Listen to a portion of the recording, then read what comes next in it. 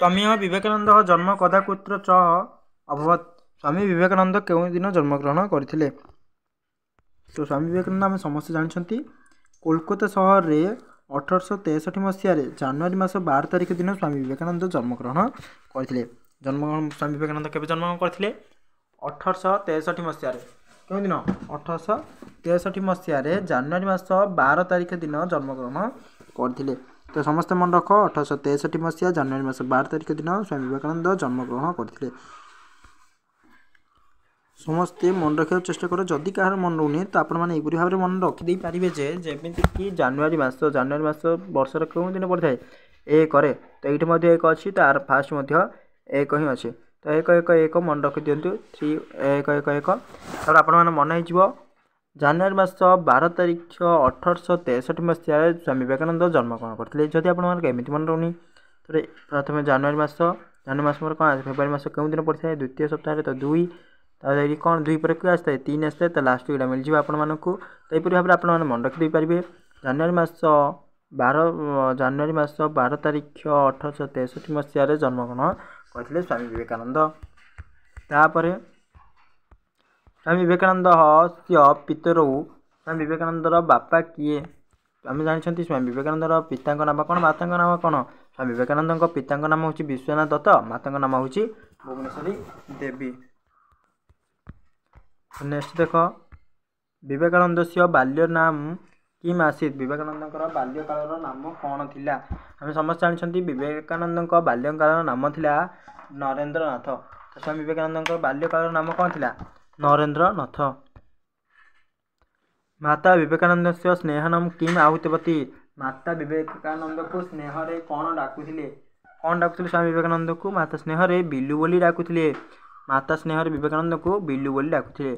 स्वल्प जीवन काल मध्य महान मानव किम साधयंती स्वल्प जीवन काल मध्य विवेक महान मानव माने कौन साधन करथांती महत् कार्य को साधन करथांती बा महान कार्य को करथांती। विवेकानंद जीवनस्य रचित कथम आदर्शम स्थानीय स्वामी विवेकानंद जीवनर आदर्श कौन थिला। स्वामी विवेकानंद जीवन चरित उत्तम मनुष्य निर्माण निमंते आदर्श स्थानीय अटे। कदा कुत्र च विश्वनाथ विश्व धर्म सम्मिलनी अभवत विश्व महासम्मिलन केउं दिन संगठित होइथिला। अमेरिका देशर चिकागो सहर रे 1993 मसीह सेप्टेम्बर मास 11 तारिख दिन विश्व महासम्मिलन होइथिला। तो आपण मैंने यही 2टी तारीख को समस्त भल भाव मन रखिए। विवेकानंद जन्म केबे होइथिले विवेकानंद आम समस्त जानते विवेकानंद जनवरी मास क्यों दिन 12 जनवरी जन्मग्रहण करथिले 12 जनवरी जन्मग्रहण करथिले। आ एटा देछि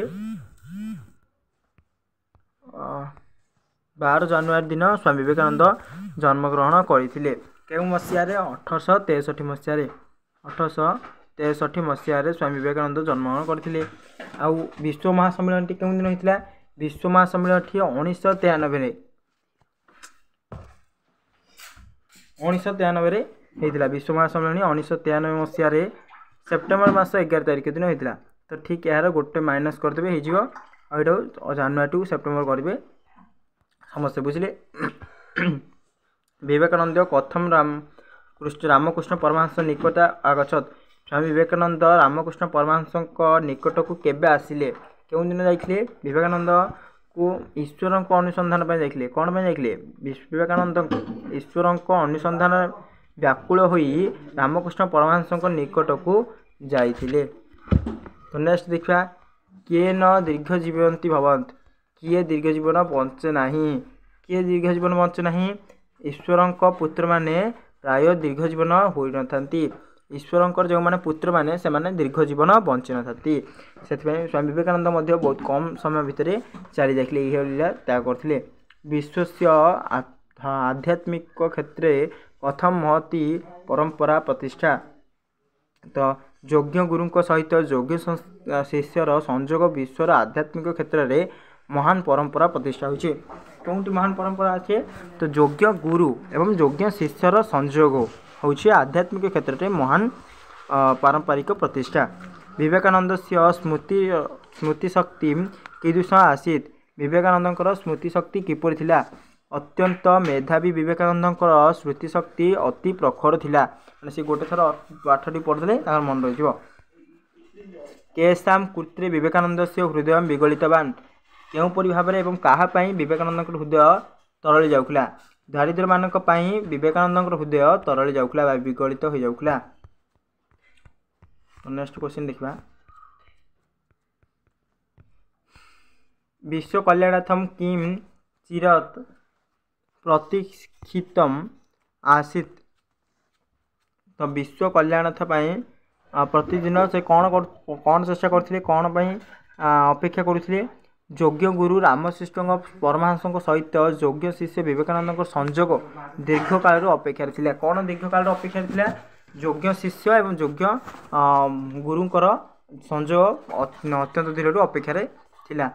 आध्यात्मिक ज्ञान बुद्ध ये विवेकानंद कानी आदिवान आध्यात्मिक ज्ञान बुद्धि नहीं आध्यात्मिक ज्ञान बुद्धि विवेकानंद कौन करथिले कौन अध्ययन करथिले आध्यात्मिक ज्ञान अभिवृद्धि निमंते विवेकानंद प्राच्य एवं पाश्चात्य दार्शनिक शास्त्र को अध्ययन करथिले कौन अध्ययन करथिले प्राच्य एवं पाश्चात्य धर्मशास्त्र को अध्ययन करथिले कहीं अध्ययन करथिले आध्यात्मिक ज्ञान वृद्धि करिया पई।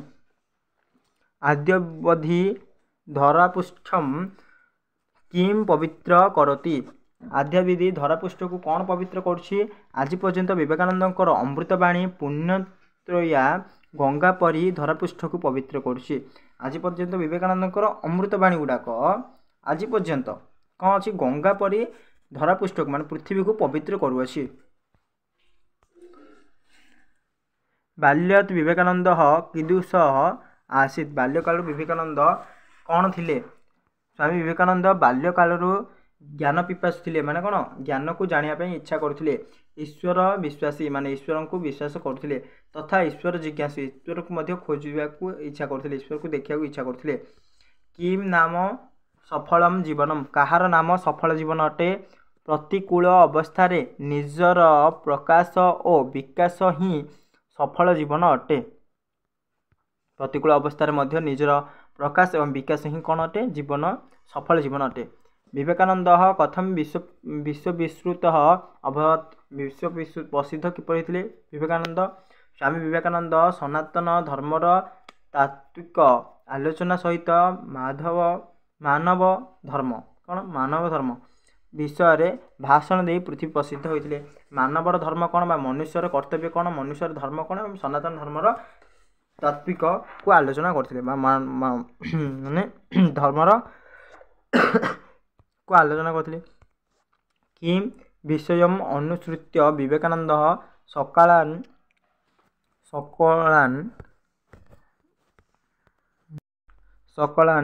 चमत्कृतवान समग्र विश्व एक परिवार कौन कहीकि समस्त को चौकित करते समग्र विश्व एक परिवार यह विषय रे भाषण दे स्वामी विवेकानंद समस्त को चमत्कृत करते कौन कहते से समस्त विश्व होची गोटे परिवार वसुधैव कुटुंबकम यहीपरि भाव में कहते से। विवेकानंद कुत्रम मठ स्थापयति विवेकानंद केउठार मठ स्थापना करथिले विवेकानंद कोलकाता सहर रे बेलूर ठारे गुरु रामकृष्ण नाम एक मठ स्थापना करथिले कौन करथिले गुरु रामकृष्ण परमहंस नाम गोटे मठ स्थापना करथिले। विवेकानंद कदा दिवगम गतः विवेकानंद 1902 मसीहा जुलाई मास 4 तारिख दिन इहधाम त्याग करथिले तो विवेकानंद केबे मर जाइथिले माने केबे देह त्याग करथिले 1902 मसीहा रे केबे 1902 रे देह त्याग करथिले 4 जुलाई रे केते 4 जुलाई रे समस्त मन रखिलो ए तीनोटी डेट केबे से विश्व प्रसिद्ध होइथिले एवं केउन डेट रे जन्म करथिले केउन डेट मरथिले तीनटा को समस्त मन रखि भल भाबरे तो आज बे एतिकी आर लॉन्ग क्वेश्चन नेक्स्ट वीडियो आसे हो जाउची।